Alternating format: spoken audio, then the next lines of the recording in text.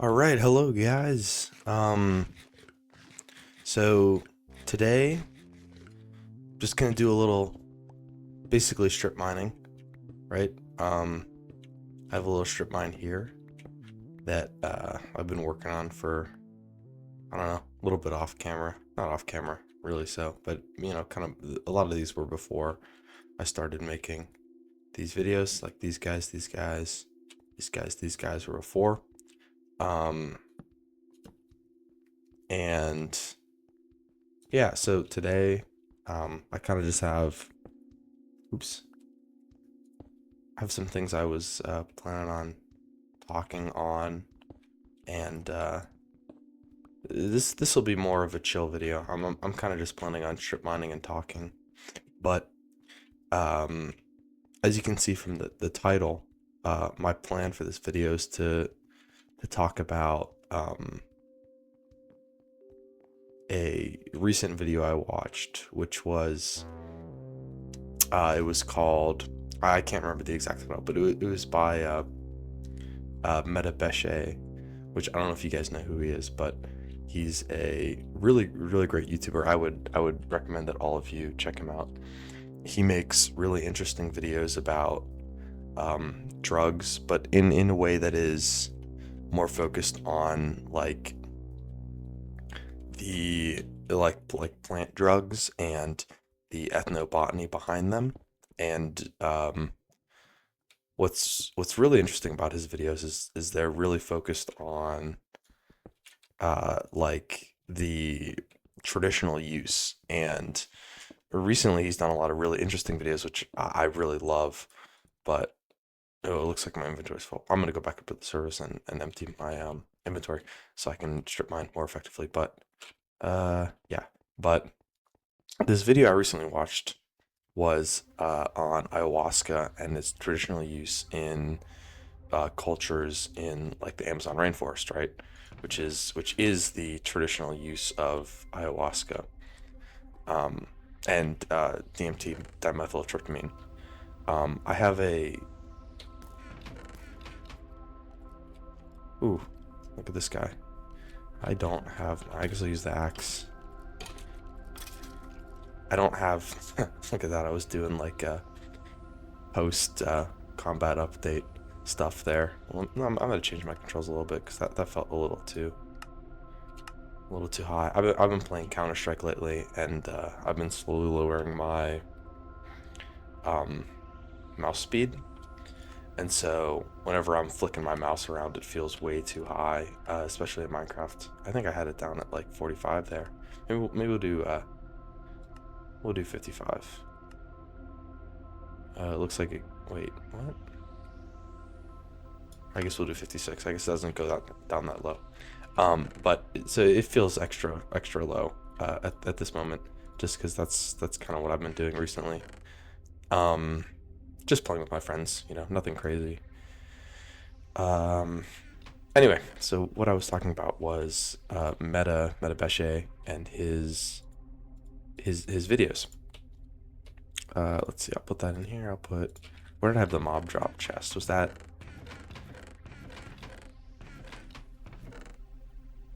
I guess I don't have one. I guess I'll use this one.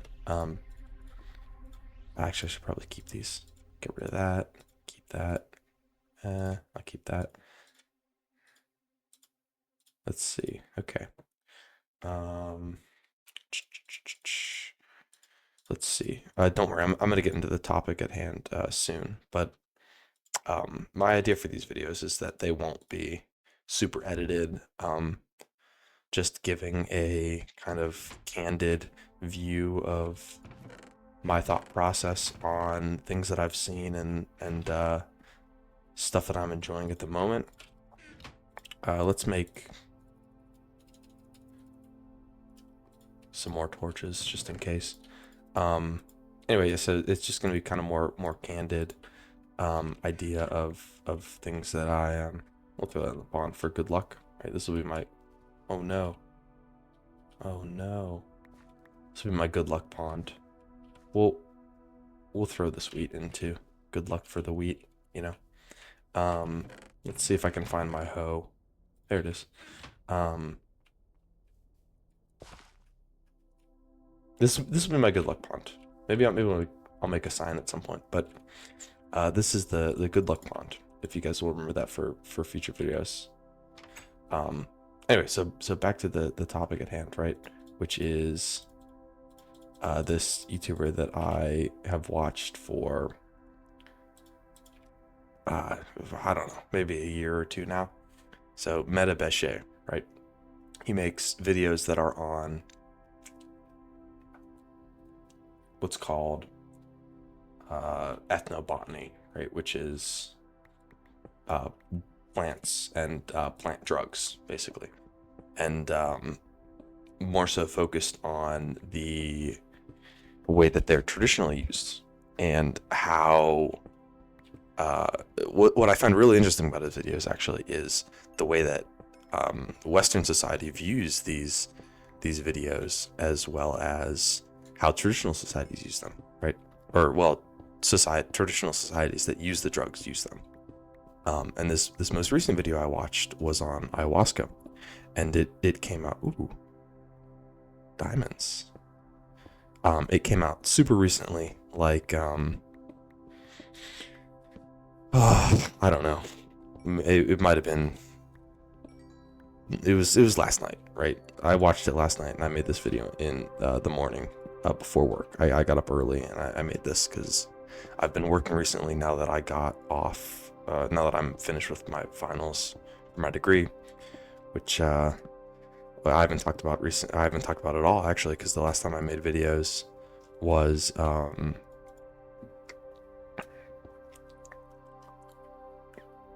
COVID, when I was still in high school, and my most recent video was, this is my senior year of college, and so I'm studying computer science, and I really like it. You know, I've always found it super interesting, and I like it. So you know, that's good. But that's not really important to the story that I was kind of. Oh man, this is a great strip mine. I swear, none of the other ones I've been mining off camera have had this many diamonds. Oh, this might be a. What was that? 1, 2, 3, 4 vein. That's pretty good.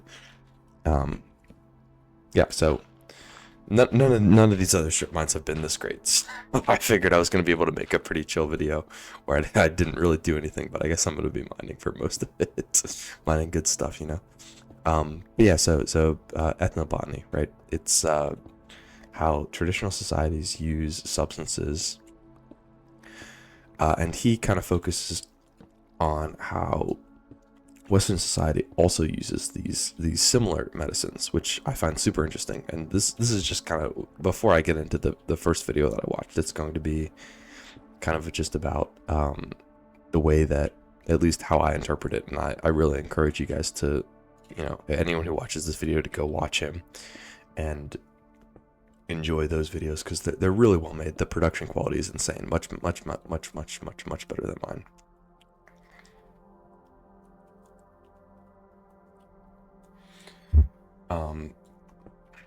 Like I do barely any editing. I'm gonna add music to this in post, which I don't know if I'm gonna use the same music as I used the last time. Maybe I'll do Minecraft music this time, or some kind of ambient.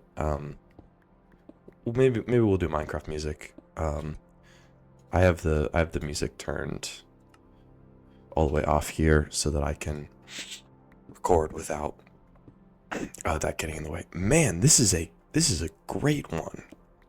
I swear none of the other ones I did had this same amount of diamonds in it. So this is really nice. This will be great for the world. So how traditional societies use medicine versus how Western society uses medicine. And in one of the videos, it might have been the one on kratom, which, if you guys don't know, is similar to the way that opioids. I'm gonna get this wrong. I'm 100% gonna get this wrong. But I'll put something up on the screen that in post that lets you guys know the correct version. But I'll say opioids for now, which is, you know, you guys all know what opioids are. They act on the opioid receptors in your brain. They reduce pain. They are very euphoric in a sense. They right, like you just feel. Uh-oh.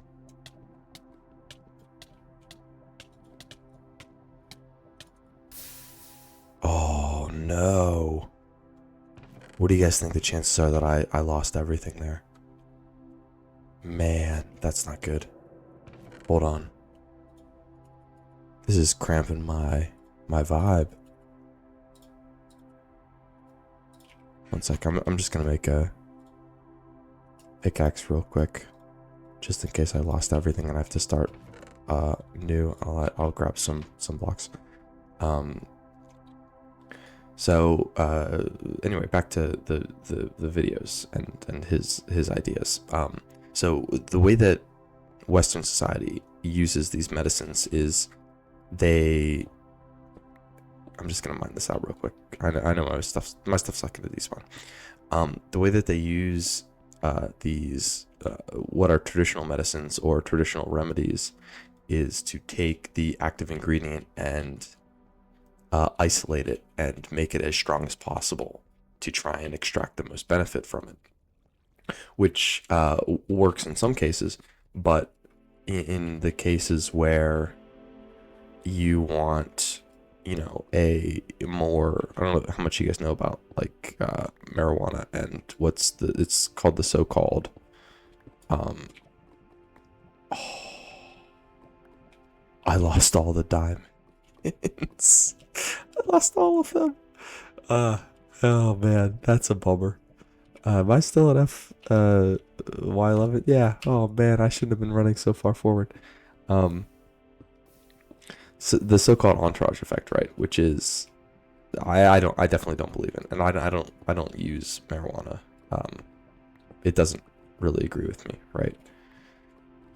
But the way that it's described as being used is that there is a so-called entourage effect from all the chemicals in it. Like, so there's THC, which is obviously the most well-known of them, but there's also, Delta 9. The Delta 9 is the most well-known. Delta 8, Delta 10. There's all these different molecules. CBD, which is also pretty well-known. These are pretty well-studied things that are in weed. And I don't necessarily know if they work in, they actually do what is the entourage effect, which maybe I'll put up a picture on screen. I'll up my editing skills a little bit, but like, so that's kind of a busted myth. But in a lot of cases, these substances are used in traditional ways that is there is an actual entourage effect where the actual substances that are used in a way that the other substances prepared in that ceremony are important, and Western medicine ends up missing that in a way. It ends up saying, "Oh, this is the one that actually causes the effect, so we need to. This is the only one that is important," you know. Um, but that's definitely not true for most plants in ethnobotany. And that's kind of maybe not a fault, but just the way that Western medicine was developed, in that singular compounds were seen as more beneficial than composites of multiple compounds, which maybe isn't 100% true, because I'm sure someone who's more well versed in ethnobotany and the origins of Western medicine can comment on, which I would love. If you're super well versed in that, please comment and let me know, even if it's just, a layman's opinion. I'm a layman, and I don't know shit. So just, let me know what you guys think about the entourage effect, and in the context of all Western medicine, how you think that goes. So anyway, back to this video I watched. It was on ayahuasca, and this guy Metta Beshay, he spent like, I think it was 2 months, maybe longer, in these traditional tribes of the Amazon, and learned their culture and hung out with them. And what was really interesting is that, they all have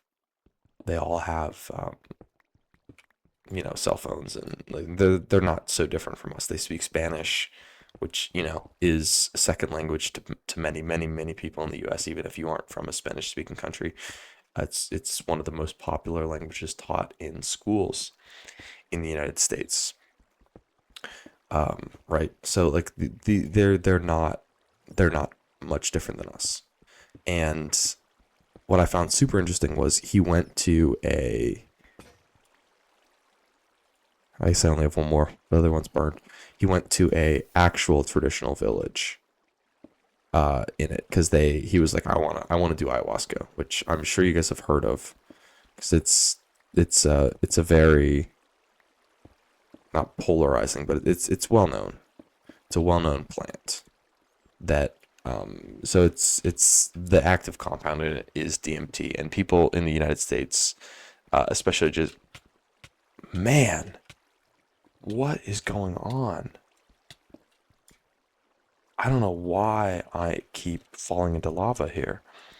Anyway, people who are not even just people who like psychedelics are they will just do DMT. They generally smoke it, and he kind of covers this. Oh, I didn't mean to do that. He kind of covers this in the video. The use cases of Americans versus traditional peoples. Yeah, I'm not gonna explore this cave. And how they differ, and how they're the same.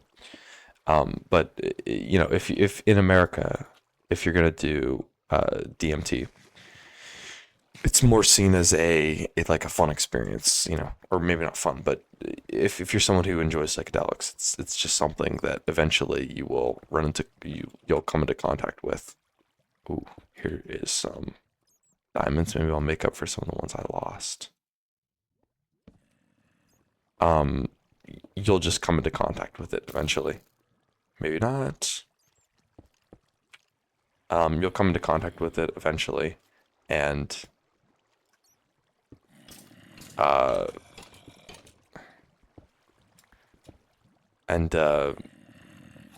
maybe you'll do it, maybe you won't, because you're scared or you just don't want to. This cave might. I feel like I should probably start a new strip mine here at this point. I'll go back. You might come into contact with it, you might not. You might do it, you might not. But it's not seen in the same spiritual way that it is in these cultures, right? Like, it doesn't have a importance imbued into it in our culture, which is fine, because there's other substances in our culture that are imbued with meaning, like alcohol or nicotine, which they have negative meanings, but so do these other substances in these other cultures, right? Which I also find super interesting, and I wish that I had the time in my major in university to take a class on either ethnobotany or cultural, how cultures use drugs or substances. And drugs has a bad connotation to it, I think, and I think substances is probably a better word, because it's more it gives more, I mean, not meaning, but there's less of a negative connotation to a substance, I think, than like saying, oh, this guy's on drugs, or he's on a substance. Like, a substance could be anything. It could be you're taking an antidepressant, or you're taking an anti-anxiety medicine, and those are still drugs, and in this case they're seen as medicine, which in these other cultures they're also seen as medicine, but there's more of an importance imbued upon them, and especially in like American culture, like I know people who are on antidepressants and anti-anxiety pills, and they often will tell me that they feel like there's a negative connotation, even just despite the fact that they're actual medicine, and just people will see them as being, you know, oh, you can't handle the world, you can't handle, whatever, you can't. It's all about them as an individual not being able to handle reality, essentially, in my opinion, which I think is a completely wrong way to look at it, because um, not being able to handle reality is a it's very human. Reality is also human. Like, reality is human. Managing it and how we deal with it is human. And managing it often includes substances.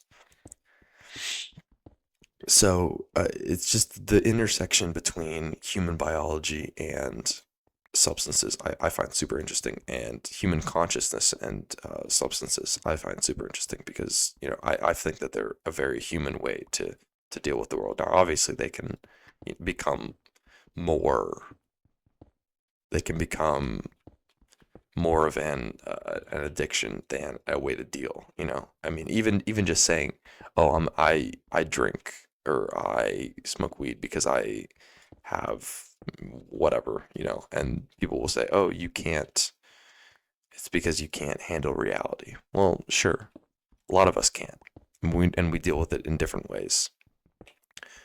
Right? We might play video games, or we might throw ourselves into work and just be a workaholic, which is another thing that I think is, especially in corporate America, becomes super not important, but it's seen as like a good thing. Oh, you do so much work. You work in your off time. You work in your downtime. You work when you're not even on the clock. Working off the clock is seen as like a virtue almost in American and probably Western culture as well. I don't really have a view on that, just because I'm American. Like, I'm from America, and so I see the American view on it, which is being invested in your work is a virtue,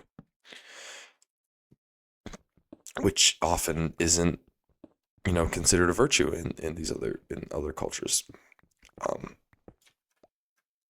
I'm gonna need to get a new pickaxe soon, which I'm gonna go grab that now, and I'll keep talking.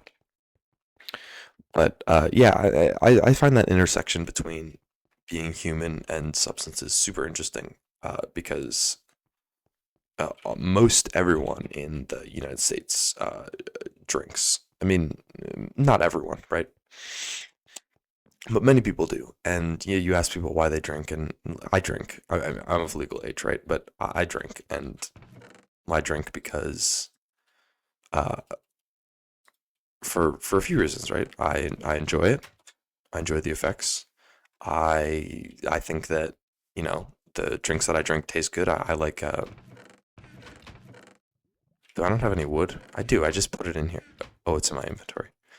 Um, I like the drinks that I drink. I drink IPAs mostly. I like them. I enjoy how they taste. I enjoy uh, the depth to them, right? And these are all kind of separate ideas to the fundamental idea of the substance, which is something that changes the way that you view the world, um, which alcohol 100% does. And more recently, I'll throw all this stuff in here now just so that I can come back to it later. Um, Alcohol 100% does that. It totally changes the way you view the world. And while it can't be, maybe it won't be therapeutic in the same way individually as other substances can be, I think that it can be therapeutic in uh, commutative ways that are where you interact with the community or people while you are using a substance, right? So people go to the bar to enjoy other people's company and enjoy their company while they're using a substance, which when you say it like that, it becomes, there's a negative connotation to it. But when you say, oh, I'm going to go to the bar and I'm going to hang out with some friends and we're going to talk and have a good time, there's no negative connotation there. And the negative connotation really, in my opinion, comes from saying, I'm going to use a substance, I'm going to use a drug, which I think is very unfair to other drugs that maybe, not work in a similar way, but work socially in a similar way, where you go and you hang out with people and you talk, and that's a way to work out issues in your personal life, is talking to people. That is a very, I think I hear a slime. This might be a slime chunk. I'm gonna mark this in some way. I'm gonna put a granite at the entrance here to denote that maybe there's a slime chunk here. We'll do that. Yeah, so they don't work in a similar way, but the social aspect, which is really the most important part. Being human is to be social. That's more important than the substances. Excuse me, the substances that you use, but those substances can 100% affect that and change the way that you are social, or if you want to be social, right? So anyway, back to this video. He goes there and he hangs out with all these people. He learns, about them and their culture and living in the Amazon, and all the things that come with that, like mosquitoes and having to actually go out and get your food and fish for it, and all these things, right? But the most important part of the video, I think, is where he takes the substance ayahuasca, and he says, his experience is really interesting, and I think you need to watch the video for yourself, and I'll put a link to it in the description. But I'll probably upload this video tomorrow, so but it'll probably be 2 days after the video was uploaded, right? But you really have to watch the video to understand what he felt and his experience in that moment. But it was a communal experience, in the same way that alcohol is in the United States or Europe, or in Western society. I should probably say Western, because alcohol probably serves the same function. I'm sure it does. It serves the same function in Europe as it does in the United States. Ooh. Yep. Nope. I'm gonna start the other strip mine. Serves the same function, right? Which is to be a fun thing that you do and drink and enjoy drinking too, because lots of people think it tastes good. I think it tastes good. Many people do. Serves the same function, right? It's a communal thing that everyone does. The difference is, so in the video, up until the very end, you're watching it with the expectation that, everyone in the society does ayahuasca. They all do it. They enjoy it. Everyone does it not in a similar way to alcohol, but in a quasi-similar way. It's sort of similar, where it's something that you do to learn about yourself and talk to people and understand more about being human. And at the end of so in his when he takes the drug, it's in a room with this person called a maestro, who, what was I crafting? I guess nothing. I have more pickaxes. It's in like a room with what's called a maestro, he's the guy who guides this, like the experience, right? The interesting part is, so he's what's, if you've done psychedelics ever, you will know what a trip sitter is. Someone who will watch over you while you take a drug and make sure that you're okay. But in the video, he discusses, he's like, well, yeah, the maestro will almost always also take the drug, so that their experience doesn't necessarily match, but the timeline matches, and they can be like, okay, you're most likely experiencing like the peak of the experience. And what also helps is for the in this scenario for the trip, for the experience. I shouldn't say trip because that kind of means that the it's more for fun than an actual experience, right? But before it, you do what's called a diet, where you will. It's kind of complicated, and he does a much better job explaining it than I will. But you basically take a specific plant from the Amazon jungle, which is said to be imbued with certain properties. And in the video, he picks one which is said to be imbued with the property of like design, like making things that are beautiful, or making things that look good. And he explains that traditionally it is a lot of women will take it so they can sew these blankets that are beautiful in design.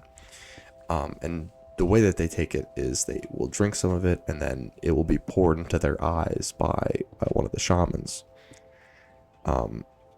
Again, to watch the video, he does a much better job explaining it. I did not live with these people. I do not understand everything that they go through and all these things. And he lived with them for a long enough time that I feel like he probably has a better grasp on it than I do. And plus his video is much more edited, and there's a script there instead of just I'm talking off the cuff here. So you do this diet where you pick a property, and for the first day you're not supposed to eat, and your actual diet, like what you eat, is controlled. And so in a way there's a common denominator. That's not right. Yeah, common denominator between the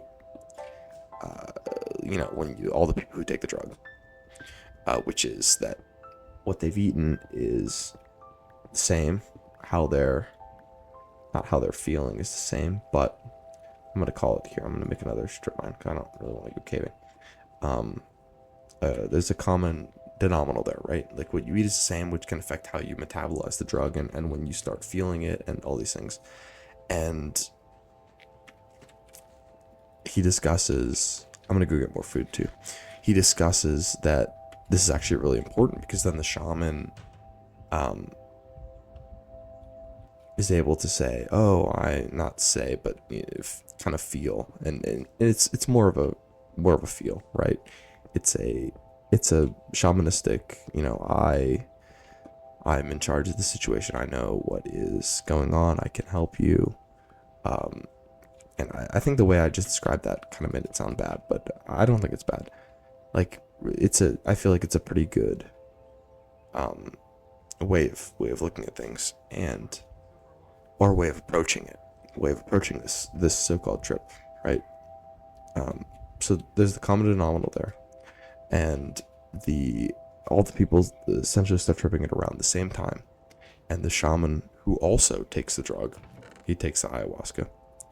He will go around the room and he sings it's basically a medley, and he explains that every shaman has their own medley that they sing to people to protect them, which is really important because ayahuasca is a psychedelic. You need to be protected, right? It protects your soul, and it helps you deal with whatever you're dealing with for that specific time.